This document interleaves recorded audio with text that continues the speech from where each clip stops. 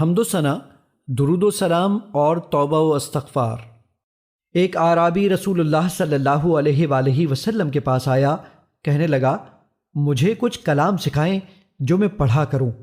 آپ نے فرمایا کہو لا الہ الا اللہ وحدہ لا شریک لہ اللہ اکبر کبیرا والحمد للہ کثیرا وسبحان اللہ رب العالمین لا حول ولا قوة الا باللہ العزیز الحکیم۔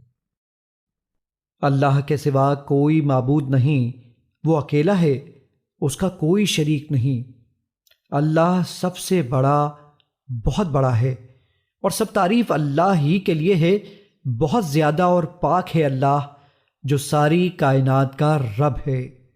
برائی سے بچنے کی ہمت ہے نہ نیکی کرنے کی قوت، مگر اللہ غالب اور حکمت والے کی توفیق ہی سے۔ اعرابی کہنے لگا کہ یہ تو میرے رب کے لیے ہے، میرے لیے کیا ہے؟ آپ نے فرمایا تم کہو اللہم اغفر لی وارحمنی واہدنی وارزقنی۔ اے اللہ مجھے معاف فرما دے، مجھ پر رحم فرما، مجھے ہدایت دے اور مجھے رزق دے۔